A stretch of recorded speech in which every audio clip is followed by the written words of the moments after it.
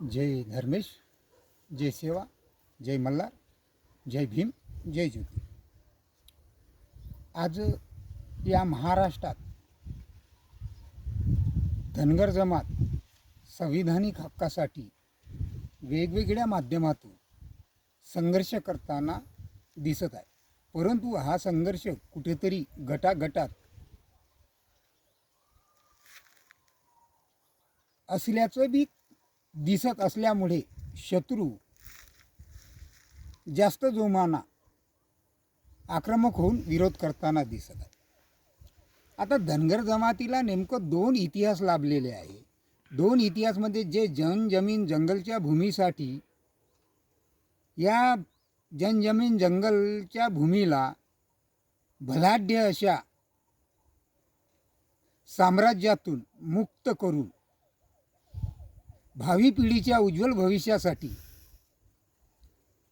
तिला आमच्यासाठी मुक्त करून ठेवली असा एक इतिहास आहे. आणि तो अधिकार आम्हाला मिळतो आणि त्याच्यात भरोश्यावर आम्ही समोरचे हक अधिकार मिळवत आहोत.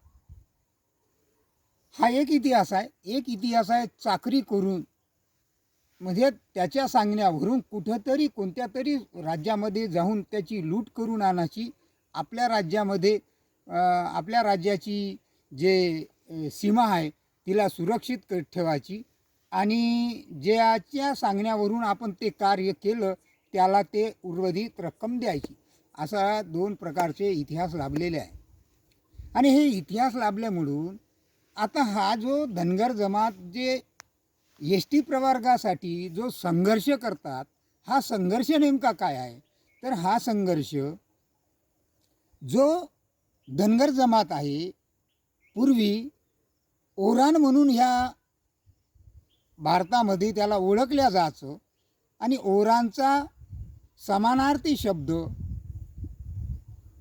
धनगड आणि धनगर झालेला आणि ते मान्य केलेलं आहे सर्व शास्त्रज्ञांनी, मानववंश शास्त्रज्ञांनी सुद्धा ते मान्य केलेलं आहे. सुप्रीम कोर्टाने सुद्धा त्याच्यावर निकाल दिलेला आहे. केंद्र सरकारचं सुद्धा त्याला ॲफिडेव्हिट आहे.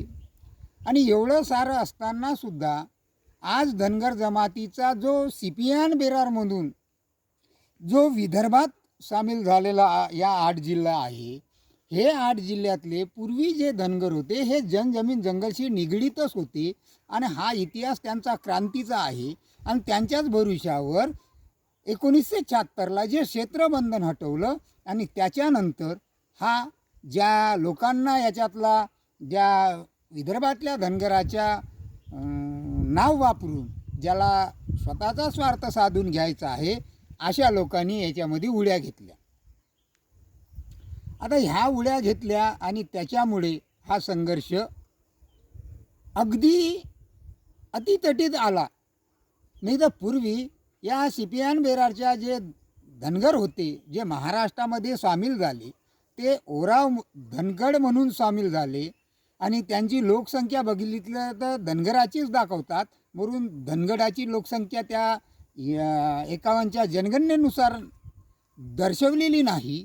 आणि एवढे सारे असतानासुद्धा या जमातीला किचकट करून ठेवायचं, या जमातीचं जे हक अधिकार आहे दुसऱ्याला द्यायचे आणि त्या दुसऱ्याच्या आणि याच्यामध्ये संघर्ष पेटवायचा, हे जे ब्रिटिशाची जे नीती होती, फोडाझोडा आणि राज्य करा, हेच नीती कुठेतरी या लोकप्रतिनिधींनी अजमावली आणि आत्मसात केली आणि त्याच भरोश्यावर आम्हाला आज बी हे लढवत ठेवत आहे असं चित्र तिथं दिसत आहे. आता मला तुम्ही सांगा, काही लोक म्हणतात का मला यांच्या भरोश्यावर आरक्षण मिळते. सिपियान बेरारचे जे विदर्भातले 8 जिल्हे आहे, पूर्वी हे मेंढपाळी करायचे, आता कालांतरानं त्यांची प्रगती झाली, त्या मेंढ्या चरण्यासाठी त्यांना जागा उपलब्ध नसल्यामुळे ज्या फॉरेस्टनं त्या जमिनी आपल्या ताब्यात घेतल्यामुळे आणि हा संघर्ष जास्त किचकट वाटल्याने त्यांनी काय केलं तर अल्पभूधारक शेतकरी म्हणून थोडे थोडे शेती घेतली आणि त्यांची प्रगती झाली आणि ते त्या वाट्यातून ते एक आपलं जीवन अल्पभूधारक म्हणून जगत आहे. प्रगती झाली नाही परंतु ते जगत आहे.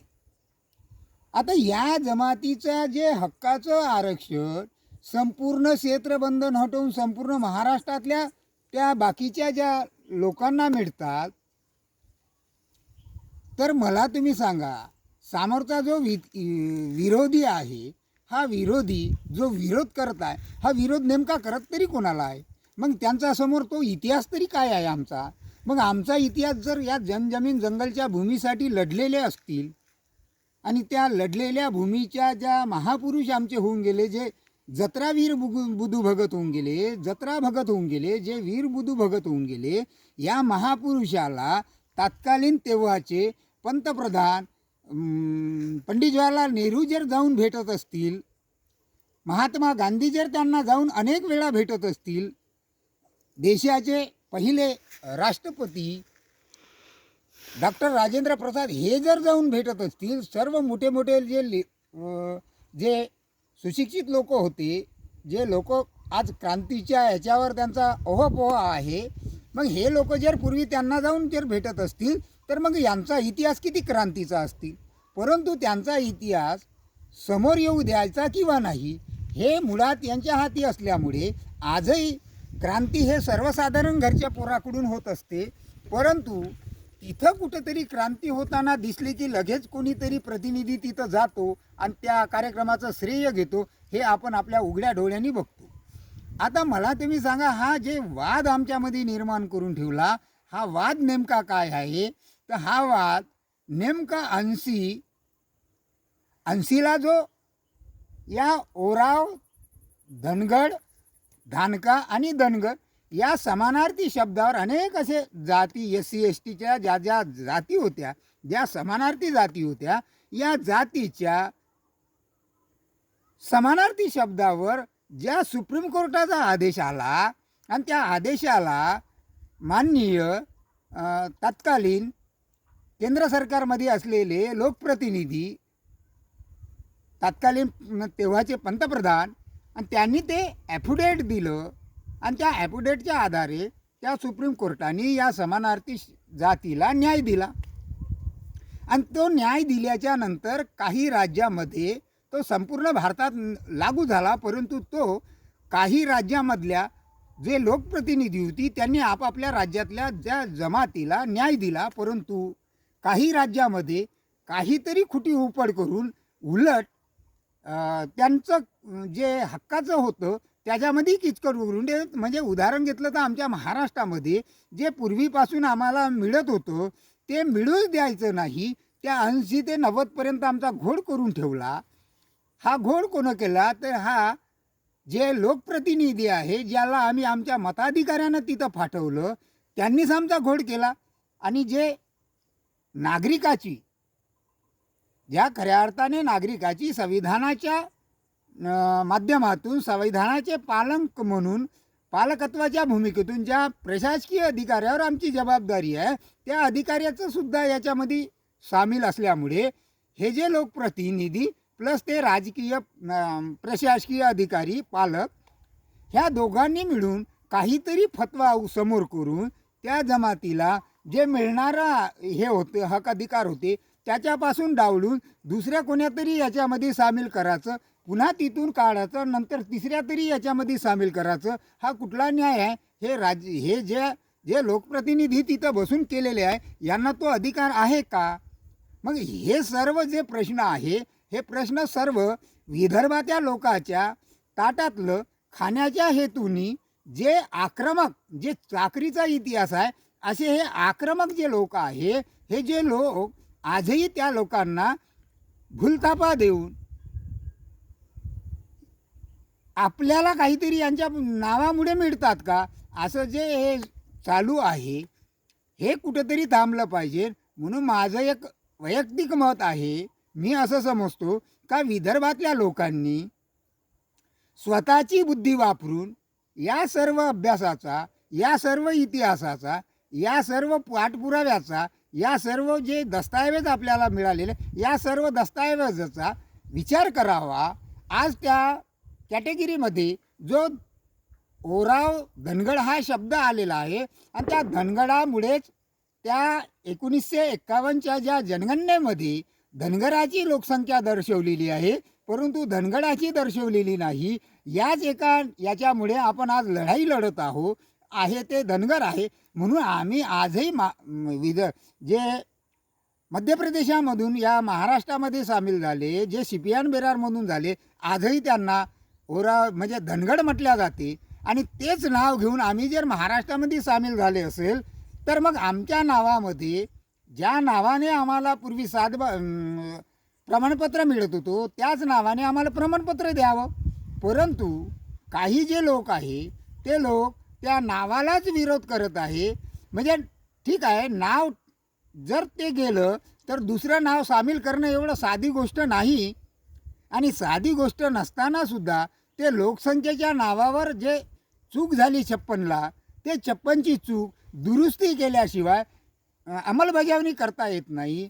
आणि मग बाकीच्या ज्या राज्यांनी केलेली दुरुस्ती आहे त्या दुरुस्तीचे जिया त्यांनी कशाप्रकारे हे केलं त्या पद्धतीनं जर करून या लोकप्रतिनिधीनं महाराष्ट्रातल्या ते जर दिलं, अवघ्या 2 मिनिटामध्ये धनगराच्या पोराच्या या विदर्भातल्या पोराच्या हातात सर्टिफिकेट मिळतात.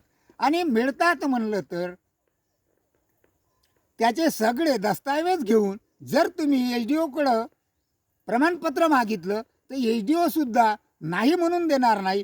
जर नाही म्हणून दिलं तर त्याला कोण्या डिपार्टमेंटचा, कोण्या लोकप्रतिनिधीचा त्याला असा आदेश आहे का बा या लोकांना तुम्ही प्रमाणपत्र देऊ नका.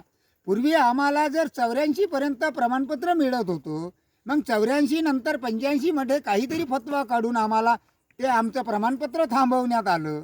मग हे जे आम्ही तेव्हा अशिक्षित होतो याचा तेवढा आमचा अभ्यास नव्हता, परंतु काही लोक आमच्यासुद्धा अभ्यासू झालेले आहे आणि त्यांनी ते सगळं अभ्यासाच्या माध्यमातून त्या दस्तावेजाच्या माध्यमातून ते सर्व दस्तावेज काढून त्याचा नीट अभ्यास करून ते बुद्धीमध्ये साठवून ते आज लोकांसमोर मांडतात. म्हणजे ज्या काळी इंग्रजांनी भारताला स्वातंत्र्य मिळवून दिलं होतं त्या काळामध्ये भारतातले काही लोक इंग्रजाकडे गेले होते की बुवा आम्हाला तुम्ही संविधान लिहून द्या. त्यावेळेस इंग्रजांनी सांगितलं का तुमच्याच भारतात असा एक व्यक्ती आहे की ज्याला संविधान लिहिता येते. तशीच पद्धत आमच्या विदर्भातल्या लोकांची झालेली आहे. स्वतः अभ्यास करायचा नाही, स्वतः यांचं नाही, कोणतरी सांगितलं म्हणून आम्ही हे केलं. अशा ज्या गोष्टी आहे या सर्व भूलथापाला आणि आपल्या नुकसानीला हानिकारक आहे. म्हणून कुठंतरी स्वतःचा अभ्यास करा, स्वतः अभ्यासू बना, स्वतः क्रांतिकारक बना. कारण क्रांतीचा इतिहास तुमचा आहे आणि त्या क्रांतीच्याच इतिहासामुळे आज महाराष्ट्रात जे अनुसूचित जमातीचं जे पूर्वीपासून प्रमाणपत्र मिळत होतं हे तुम्हालाच मिळत होतं. या सर्व गोष्टीचा अभ्यास करून त्याला चिंतन आणि मनन करून ते योग्य मांडायचं कसं, त्याचं काय आहे नेमकं, या सर्व गोष्टीचा अभ्यास करून ते मांडलं पाहिजे. हे सर्व जबाबदारी आपल्यावर आहे. आमचा इतिहास त्यागाचा कोणता आहे, आमचा इतिहास चाकरीचा कोणता आहे. मग आम्ही आज चाकरी करायची का, कोणीतरी सांगलं म्हणून त्याच्या भूलतापाला बळी पडायचं का, आणि त्यानं सांगितलं म्हणून आम्ही केलं असं करायचं का. आज आपण भारतातला जमिनीवरचा माणूस चंद्रावर पाठवू शकतो. मग आपण कोणत्या दुनियामध्ये जगत आहोत याचा कुठेतरी विचार करावा. आणि विदर्भातल्या लोकांनी या सर्व प्रमाणपत्राच्या बाबतीत जे षडयंत्र वरच्या लेवलवर चालू आहे हे कुठेतरी थांबलं पाहिजे. आमच्या हक्काचं आम्हालाच भेटलं पाहिजे. आमच्या हक्काचं जे प्रमाणपत्र आहे, जे आमचे हक अधिकार आहे ते कोणालाही नाही जाता. ज्या आमच्या पूर्वीच्या ज्या संस्कृती आहे, जमीन जंगलशी निगडीत आम्ही आहोत. आम्ही शेड्या मेंढ्या घेऊन आम्ही जंगलाशी राहिलेलो आहोत. आम्ही ब्रिटिशाला पळवलेलं आहे. आम्ही जमीनदाराच्या विरोधात लढाई लढलेली आहे. आम्ही मुकद्दमच्या विरोधात लढाई लढलेली आहे. आमच्या महापुरुषाने अशा बऱ्याचशा अशा त्यागाचा संघर्ष केलेला आहे आणि या भूमीला त्या अशा बलाढ्य अशा याच्यापासून मुक्त केलेला आहे. आज आम्ही जातीमध्ये जे संघटन तयार करतो हे नीवसुद्धा आम्ही प्रेरणासुद्धा त्या आमच्या महापुरुषाच्या वीरबुद्धू भगतच्या कार्यातून घेतलेली आहे. हे सर्व महापुरुषाने प्रेरणा तिथून घेतलेली आहे. जे असहयोग आंदोलन जे कोणी चालवलं म्हणून आज जर आपण त्याचं सर्च केलं तर आपल्याला वेगळं नाव येते. परंतु हे जे असहयोग आंदोलन आहे हे सुद्धा आमच्या जत्रावीर बुधू भगतनं तेव्हा 1900 मध्ये चालू केलेलं आहे आणि त्याच्याच माध्यमातून आम्हाला हे सर्व मिळत आहे. कुठेतरी आम्ही आमच्या इतिहासाचा अभ्यास करत नाही, तो इतिहास आम्ही लोकांपर्यंत मांडत नाही, म्हणून शत्रू आमच्या समोर आहे. ज्या दिवशी हा इतिहास समोर जर मांडण्याचं म्हणजे प्रक्रिया चालू झाली आणि जोमानं जर हा इतिहास लोकांपर्यंत मांडला तर शत्रू जो मैदानात आज रोजी आम्हाला विरोध करण्यासाठी जो आलेला आहे आमचाच बांधव आहे आणि काही बांधव त्याच्यात घुसखोरी केलेली आहे. त्यांना कुठेतरी वाटते का बाबा हे पुन्हा आमची घुसखोरी काढेल का, म्हणून त्यांचा कुठेही जनजमीन जंगलशी संबंध नाही, परंतु तशा एका जातीचा म्हणजे शैक्षणिक आर्थिक आणि राजकीय म्हणजे प्रगती झालेली दिसत आहे आणि तोच समूह आम्हाला आज विरोध करताना दिसत आहे. परंतु हा विरोध ज्यावेळेस थांबेल, ज्यावेळेस आमचा क्रांतीचा इतिहास आम्ही त्यांच्यासमोर मांडू, परंतु आम्ही त्या क्रांतीच्या इतिहासाचा अभ्यासच केलेला नाही. कुठेतरी आम्हाला असं लाज वाटते की काय का आमचा इतिहास सांगण्यासाठी. मग आम्ही जर त्या जमातीत जन्माला झालो असेल, आम्ही जर इथे त्या महापुरुषाच्या भरोश्यावर ते जर प्रमाणपत्र मागत असतील तर मग त्याचा इतिहास आपल्याला मांडावा लागेल. त्याची संस्कृती काय होती, तो काय करत होता, हे सर्व मांडून आपल्याला त्या माध्यमातून शत्रूला नमवता येते. आज काही तलवार घेऊन लढण्याचं गरज नाही, आज आहे पेन घेऊन दस्तावेज घेऊन लढण्याची गरज आहे. म्हणून तुम्हाला घराघरातून विदर्भाच्या वीर बुधू भगत, वीर जत्रा भगत निघाले पाहिजे, तर कुठं हे प्रमाणपत्र अवघ्या 2 मिनिटांमध्ये तुमच्या हातात मिळेल. परंतु आपण कुठंतरी त्या मार्गानं जातो का की नाही जातो, आपण खरं काय आहे खोटं काय आहे, आपल्या मनमेंदूवर खोटं तरी कोणी बिंबवलेलं नाही. या गोष्टीचा चिंतन आणि मनन करून ते आपल्याला मान्य होते का, या सर्व गोष्टीचा अभ्यास करून कुठेतरी आपण ते मांडलं पाहिजे. परंतु एखाद्यानं आपल्या पाठीवर हात ठेवला की लगेच आपण त्याच्यात भावूक होऊन एखादा हे जे लोकप्रतिनिधी राहते, हे लोकप्रतिनिधी आपल्या ठिकाणी आले का खूप भावूक करून आपल्याला अशा भाषणातून मोठ्या मोठ्या भाषणातून खूप फसवणुकीचं आपल्याला सांगतात आणि त्या सांगण्याला आपण कुठेतरी भावूक होऊन त्याच्यामध्ये बळी पडतो. म्हणून कुठेही भावूक न होता जे आमचे प्रश्न आहे, आमचे प्रश्न जे आमच्यासमोर आज निर्माण केले, हे जे लोकप्रतिनिधी आम्ही पाठवलेले, याच लोकप्रतिनिधीनं ते प्रश्न निर्माण केलेले आहे आणि ज्या नागरिकाची खऱ्या अर्थाने ज्या संविधानाच्या पालकत्वाच्या भूमिकेतून ज्या प्रशासकीय पालक म्हणून त्याच्यावर आमची जबाबदारी आहे, त्या प्रशासकीय पालकानं सुद्धा आम्हाला फसवलेलं आहे. हे कुठेतरी त्यांच्यासमोर दस्तऐवज मांडून त्यांच्या डोळ्यासमोर आणून द्यायचं कर्तव्य आपलं आहे, परंतु हे होताना दिसत नाही. म्हणून खेदाची बाब एवढीच आहे की आपण कधी झोपेतून उठू का, आम्ही आमचा त्यागाचा इतिहास लोकांपर्यंत पोचवू का. मग पोचवत नसेल तर ही जबाबदारी कोणाची आहे. आज आपला इतिहास आपल्यालाच पोचवा लागेल, दुसरा कोणी पोचवत नाही. जर दुसऱ्यानं जर पोचवायचं असतं तर आजपर्यंत हा इतिहास दडलाच नसता. हा एवढा मोठा त्यागाचा इतिहास आहे, या भारतभूमीला मुक्त करण्याचा इतिहास जर आमचा असेल तर मग आम्ही तो इतिहास का लोकांपर्यंत मांडू नये, याची कुठेतरी आमच्या लोकांना किंवा आमच्या ज्या त्या प्रक्रियेमध्ये आम्ही फिरतो त्या प्रक्रियेतल्या लोकांना थोडं काही वाटते का आमचा इतिहास काय मांडला पाहिजे, की आम्ही चाकरी केली पाहिजे, हे ज्याचं त्यानं ठरवलं पाहिजे. आणि चिंतन करून जो चाकरीचा इतिहास न मांडता आमचा त्यागाचा इतिहास लोकांपर्यंत मांडला पाहिजे आणि त्या त्यागाच्या इतिहासातून आपले जे हक अधिकार आहेत ते आपण मिळवून घेतले पाहिजे. एवढंच तुमच्याकडून आशा करतो. हा व्हिडिओ जर तुम्ही बघत असेल तर जास्तीत जास्त लोकांपर्यंत पोचवण्याचं कार्य करा आणि जो व्हिडिओ आहे याला जास्तीत जास्त सबस्क्राईब करा आणि लोकांपर्यंत पाठवा. म्हणजे नवीन नवीन जे व्हिडिओ बनवीन ते व्हिडिओ तुमच्यापर्यंत माहीत झाले पाहिजे. म्हणून ही जबाबदारी तुमच्यावर सोडतो आणि थांबतो.